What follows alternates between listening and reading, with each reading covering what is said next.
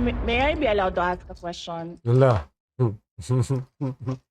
Magpinsan po ba si Congressman ko ngayon tsaka si Zaldico? Are they relatives? Please answer, Congresswoman Rene. I have no familiar relation po to Zaldico or to Representative Zaldico or any of their relatives po. I waive the privilege. Yun. Yes.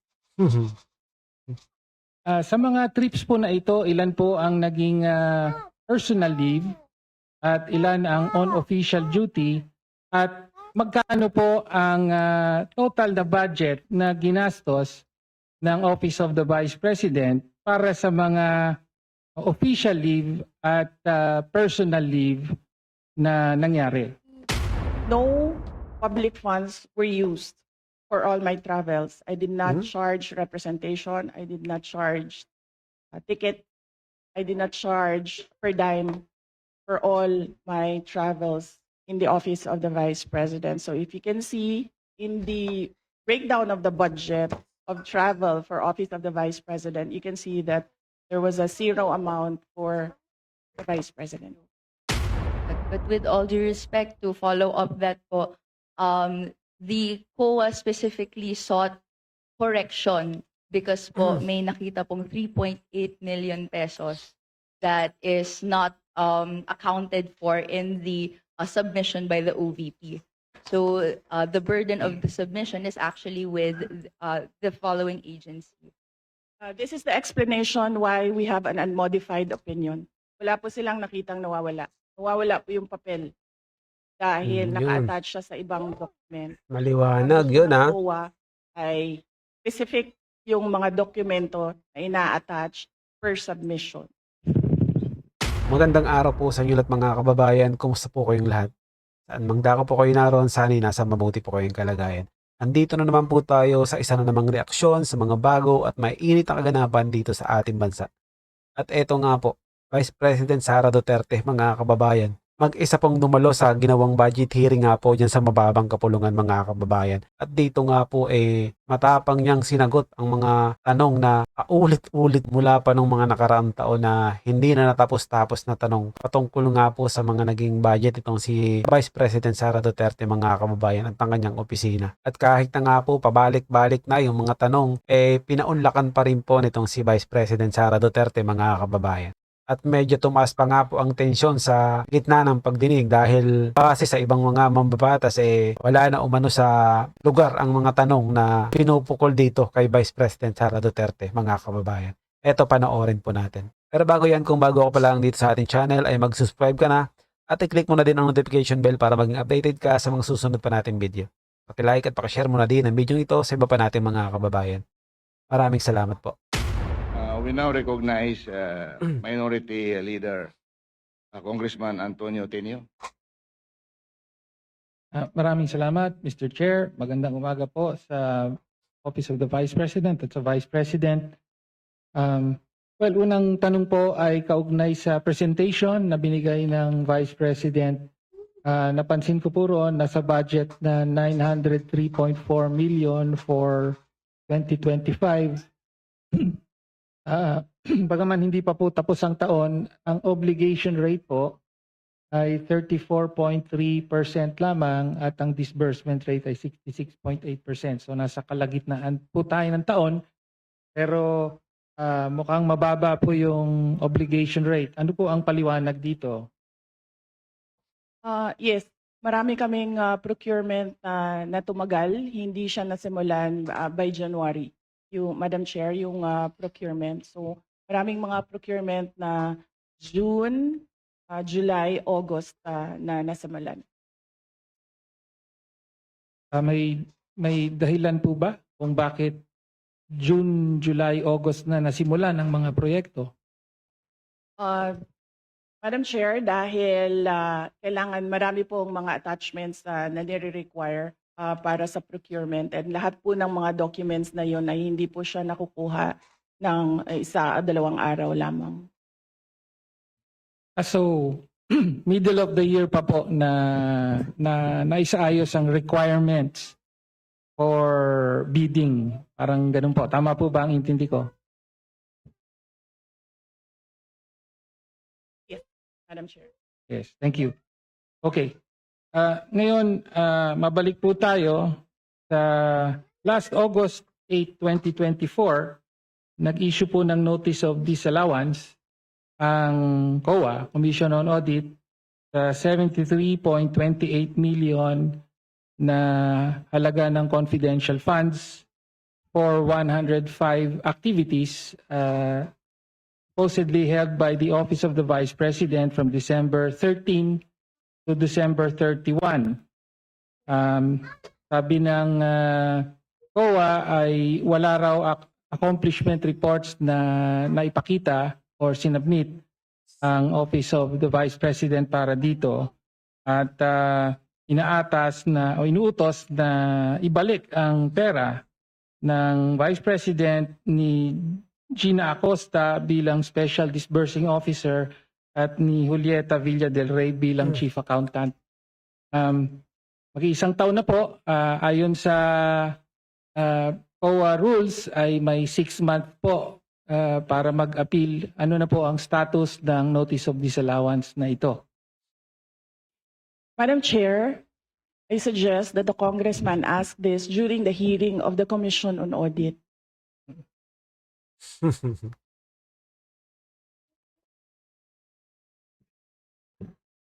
Madam Chair, I'm asking the question now from the Office of the Vice President. Madam Chair, this is a status of documents inside the Office of the Commission on Audit. So it has to be the Commission on Audit who will answer what is happening to this notice of disallowance. Nagsubmit po ba ng appeal ang Office of the Vice President sa Notice of Disallowance? Kung yung Congressman Tinio, kung ang notice of disallowance was rectified by COA, wala na po yun. Pero kung yung notice of disallowance ay meron na silang final adjudication and then merong order yon na final yung notice of disallowance. So, for your information, I will check with COA and get the records and give it to you. Thank you. Thank you, Chair. Okay, so next question na po, no? Lumabas din po sa nakaraang mga hearing sa House na nag-submit po ang Office of the Vice President ng 2,670 accomplishment reports at kasama po para po sa liquidation ng 500 million pesos worth of confidential funds under the Office of the Vice President.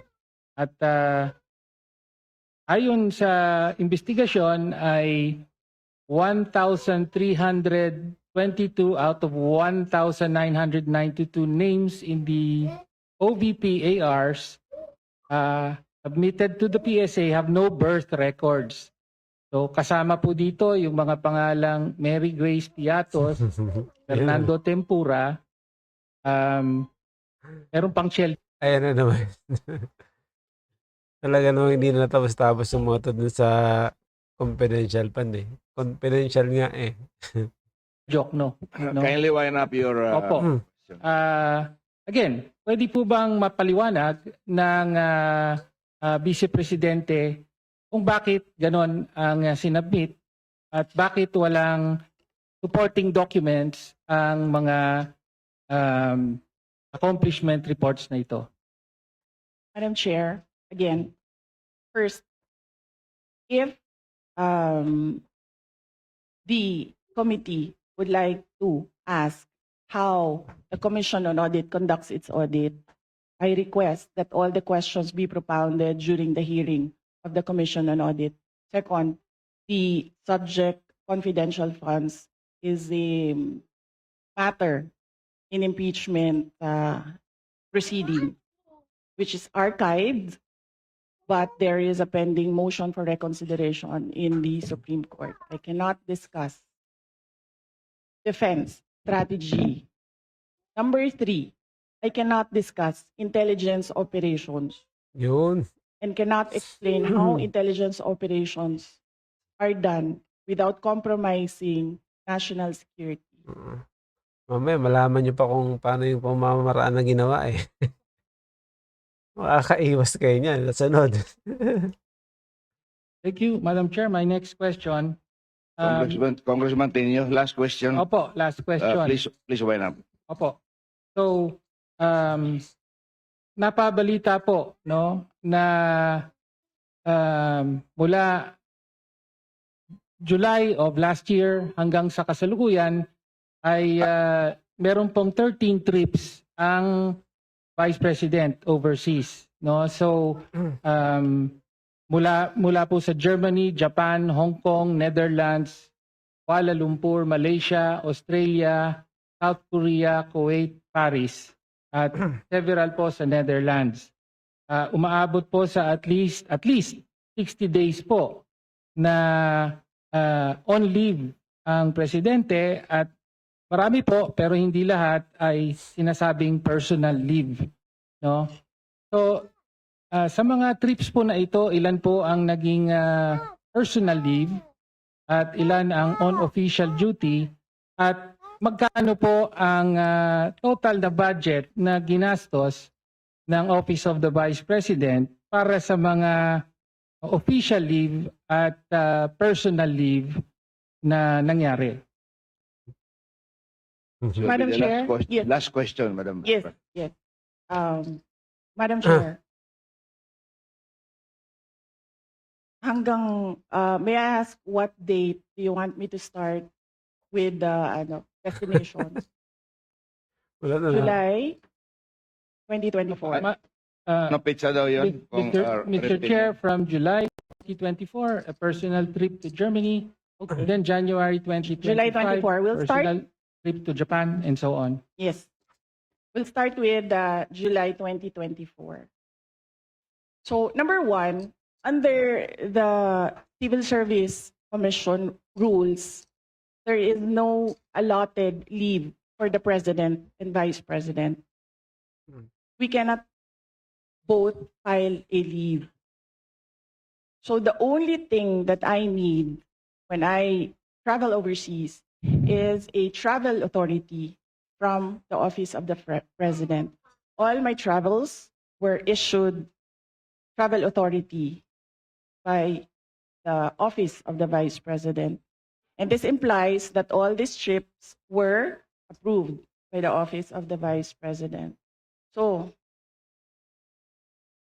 from July 2024, I went to Germany. In December 2024, I went to Denmark. In January 2025, I went to Japan. In the third and fourth week of January, I went back to Japan. In February of third week and last week of February, I went back to Japan. On March, I went to Hong Kong. On March, I went to the Netherlands. On May, I went to Qatar and the Netherlands. On June, I went to Vietnam, Cambodia, and Malaysia. On June, I went to Australia. On July, I went to the Netherlands and the Republic of Korea. And very recently, from August to September, I went to Kuwait, the Netherlands, France, and Belgium. And number three, no public funds were used for all my travels. I did not charge representation. I did not charge a ticket. I did not charge per dime for all my travels in the Office of the Vice President. So if you can see in the breakdown of the budget of travel for Office of the Vice President, you can see that there was a zero amount for the Vice President. Thank you, ma'am. Madam Chair, Parliamentary inquiry.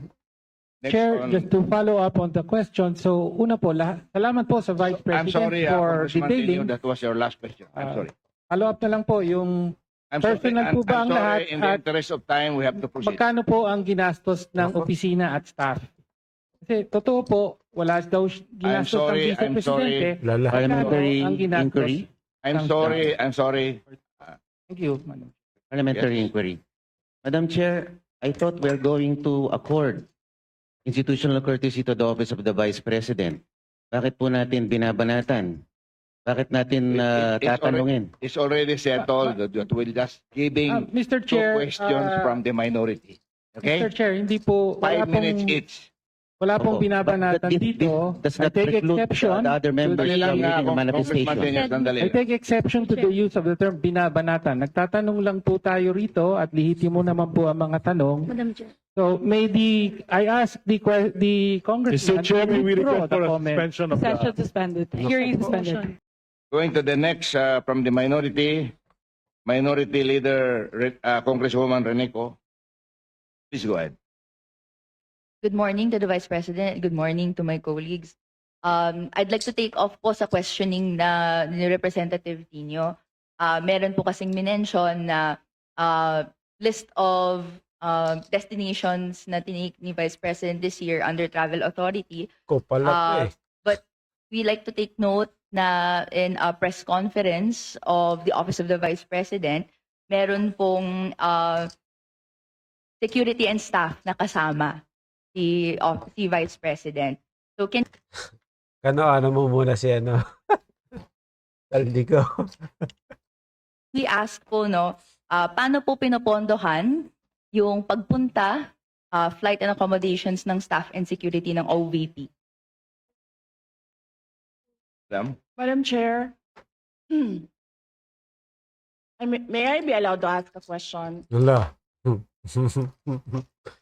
Naku, yari kayo. Depende sa nature, Madam Vice President. Yes. Magpinsan po ba si congressman ko ngayon tsaka si Zaldi ko? Ano po yun? Gusto ko Mr. lang Chair, I can malaman. answer. Are they relatives? Please answer, Congresswoman Rene. I have no familiar relation po to Zaldico or to Representative Zaldico or any of their relatives po. Thank you, Madam Chair. Hindi naman pala magpinsan. Let me just look for Please go ahead, ma'am. look for the slide. So we are talking about international travels, no, as of July 31. So for two travels in Southeast Asia, for the security, it's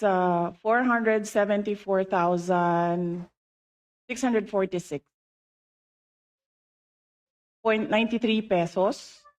And for the OVP personnel, these are for two trips, 463,733.6 for a total of 938,379.99.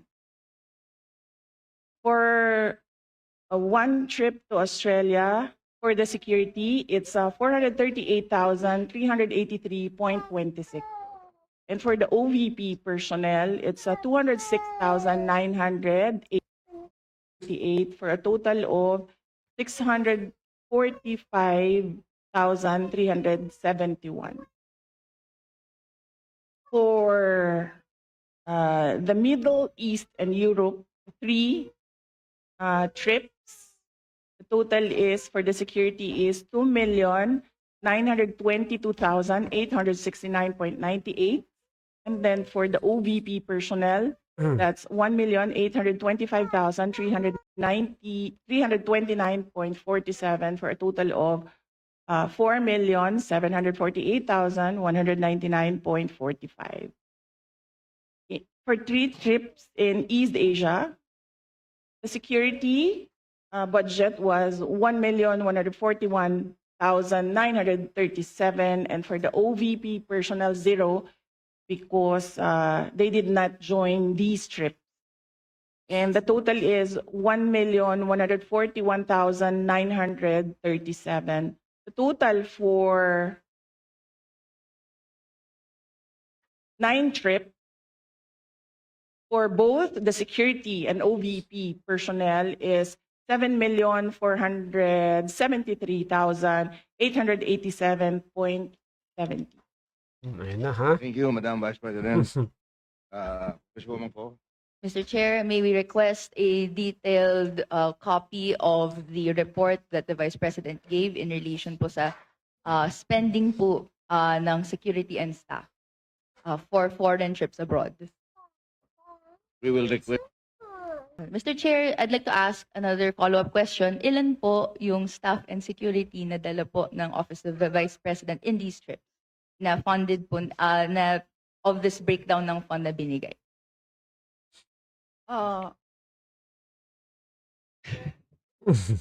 Uy, na kayo mong naong, sir ba? Kanang- Madam Chair, for the security, I understand they recommend, the Armed Forces of the Philippines recommend 3 to 4 security personnel, but the Office of the Vice President only approves 2 security personnel. And for the Office of the Vice President personnel, that's 1 ceremonial and diplomatic affairs employee, 1 for MPRD, that is the media relations and public affairs division, and then 1 for as assistant to the vice president. So those are the approved personnel who joins the vice president in her trip. So, to clarify, Mr. Chair, these personnel in total ay sinagot ng OVP fund of totaling 7.4 million pesos sa ating mga foreign trips. Madam Chair, not all foreign trips, as I mentioned. Security is always recommended by the Armed Forces of the Philippines, but some trips do not have OVP personnel because there are only 3 trusted OVP personnel who can do the work that I demand from them, and sometimes they are not available. Okay. Okay na. Congresswoman ko. Thank you, Madam Chair. So to confirm, ito pong mga trips na to that was mentioned, are these trips personal in nature that required po yung presence ng personnel and staff? Mr. Chair, I believe, with all due respect with my colleague in the minority, I believe the question is irrelevant. Because even if the Vice President travels on her personal capacity, we cannot disassociate herself from the office of the Vice President. She's still the Vice President. The Exactly. reason for the travel is business, but she could also travel in her personal capacity, but she's still the Vice President. So I believe the question is irrelevant. With all due respect with my colleague. Mr. Chair, Thank you. just to respond po, no, this is just a mere question, whether the nature of the trip is personal or business po, no, or whether it's official. This is a question that I'd like that could be posed, and I hope to pose po to the Madam Vice President. Madam Chair, it depends. If I have activities for the Office of the Vice President abroad, the 3 OVP personnel join the trips. But if the trip is purely personal and I do not have events for the Office of the Vice President, they do not join the trips. So in the graph, in the table that I mentioned earlier, those were the trips that the 3 personnel from the Office of the Vice President joined. But in the case of security personnel, this is something that is beyond the Office of the Vice President. It is decided by the Armed Forces of the Philippines. Thank you, Madam Vice President. Maliwanag na, ha? Thank you. Congresswoman ko. Thank you, Mr. Chair. Hope satisfies your question. My next question is in relation po to Meron ba? a line of questioning and in relation to the unqualified opinion that the COA issued to the Office of the Vice President. But after that, 60 days was provided to the Office of the Vice President to issue corrections po to certain errors made. Upon questioning the COA in its budget hearing, nagbigay po sila ng additional details kung saan may nakita daw po kasing 3.8 million pesos worth of equipment not accounted for in the OVP submission. Ito po ay mga errors found in the 2024 annual audit report. Can the Vice President explain this error po, Mr. Chair? Madam Chair, the Office of the Vice President from 2022, 2023, and 2024 received unmodified opinions from the Commission on Audit. And I would like to take this opportunity to thank all my colleagues in the Office of the Vice President for being faithful to transparency and accountability in our office. The reason why we have comments from the Office of the Commission on Audit is because of system and improvement in processes. So these are basically documentations that the Commission on Audit require of transactions. And we have already updated our manual of operations in the OVP to reflect comments from the auditors. Thank you very much, ma'am. And if you can, if possible, if that is not classified, you can give a list to the committee para kami na po magbigay doon sa minority. Thank you very much. The manual of operations, sir. Okay, sir. Let me just discuss this with the executive committee. Kasi pinaghirapan din namin dito, Sir Gawin. Baka kopyahin lang din ng minority. It's your prerogative, Madam Vice President. But Madam in Go. relation to that po, Mr. Chair, Okay. we would be interested in the report kung ano po yung 3.8 million pesos that required correction po doon sa COA audit report in 2024. Would that be possible po, Mr. Chair? Madam Chair, as I said, all questions about all documents inside the Commission on Audit is best to be directed to the auditors or the representatives of COA in the budget hearing. Thank you.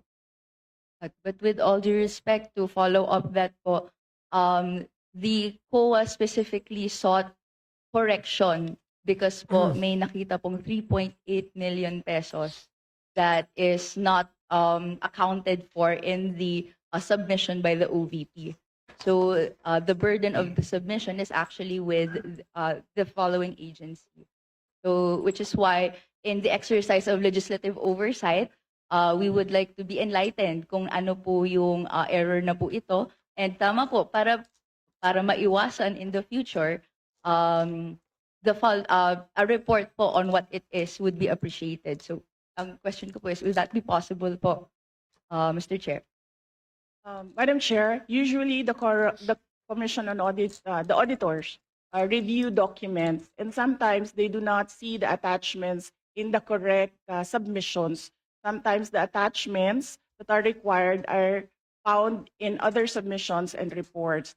And these attachments are required by auditors in every report. That is why right now we already have a checklist. If this is the process, if this is the project, there is a checklist on the attachments because auditors review the documents. And the auditors require the attachment of documents. And sometimes these documents are not attached to a specific report. So what we did, Madam Chair, is create a checklist and improve to improve the system. The personnel from the Office of the Vice President go through the checklist before they submit. Okay. Anything else, Congresswoman Ko? Just to clarify, therefore, dahil po naibigay yung explanation na yon, is the Office of the Vice President explaining that this is the explanation for that 3.8 million necessity for correction? This is the explanation why we have an unmodified opinion. Wala po silang nakitang nawawala. Nawawala po yung papel dahil Yun. naka-attach siya sa ibang document. Maliwanag yun, ha? COA ay specific yung mga dokumento na ina-attach per submission. In the interest of time, ako na lang mag-volunteer niyan na Congresswoman ko. Hingin ko sa kuha yung detalya ng 3.8 kung gusto mo. I promise to give it to you in the Thank you very much for that response. My next question would be in relation po, we're asking this question po, Mr. Chair, dahil kung may necessity for correction for this 2024 audit report, and then meron pong other audit reports in the past that have found that there are deficiencies and delays, gusto nating hindi na po mangyari siya. Can I ask the Mr. kindly Chair, wind up. what assurance do the people have na sumusunod na ngayon ang Office of the Vice President sa guidelines on disbursement and other proper fiscal procedures, given that there were reports last year that hindi po ito na sunod po according to procurement guidelines po? Mr. Chair, again, with all due respect with my colleague, the Office of the Vice President Please will be wait. on Please wait to modified. be acknowledged. please. You're not acknowledged. Please wait to be acknowledged by the chair. We'll let the Is that the last question, Madam Vice President? we'll let the Madam Vice You have the option President to to respond. respond or not. My apologies, Vice Chair Pepito Alvarez. May I request for an orderly conduct of the hearing for the members to please wait to be acknowledged by the chair before you make a statement. Thank you very much. The floor is now with the Vice President to respond to the question of Representative Go. Yes, Madam Chair, as I said earlier, I don't know if everyone heard it. Every time we receive a comment from an auditor, we update our manual of operations. In order no missing items would be in the next expenditure program. Correct? Yes, sir. Thank you very much. Congresswoman ko, that winds up your Thank you questioning. for that response, Mr. Chair. This will be my last question po. Okay. In relation po doon sa ibang Last mga na yan, ha? items in the budget Baka may report, isa ka pa. we have taken note that if confidential funds of the Office of the Vice President, according and as revealed to the good governance hearings, was dispersed to the security heads or the VP-SPG. May I ask po, no, bakit po dispersed siya to the VP-SPG or the security heads? Pero ang nakalagay sa Joint Circular Number 2015-1 issued by DBM and COA that it should be dispersed to the Special Disbursing Officer. Madam Chair, this is the confidential funds is a subject of impeachment proceedings. Is a subject of the articles of impeachment from the House of Representatives, and I would not like to discuss the defense strategy, particularly because the prosecutors will come from the House of Representatives. Mr. Chair, my final question. Ito na I'm po sorry. yung last one. I'm sorry. Hindi na po siya That's part the of last question. individual. Madam Yes, Chair, I'm po, sorry. Mr. Chair. I'm sorry, that's the last question. Madam Chair, may I be recognized? Yes, Senior Deputy Minority Leader. I move that we terminate the budget hearing on the proposed budget. Second. Second the motion. Budget hearing for the Office of the Vice President is hereby Ayun. terminated. Thank you very much. Tapos din. Thank you very much to Her Excellency, the Vice President, Sarah Zimmerman Duterte, and to all the members of the Committee on Appropriations for today's hearing. Thank you very much po, Madam Vice President. May I solicit another motion from the body? At yun na nga mga kababayan, hanggang dito na lang po ang ating video. Kung ano man po ang inyong opinion na suggestion sa video ito, ay i-comment nyo lang po sa ibaba. May maging kabahagi po tayong lahat tungo sa pagsulong at pag-unlad ng ating pinakamamahal na bansang Pilipinas. Ingat po kayo palagi at marami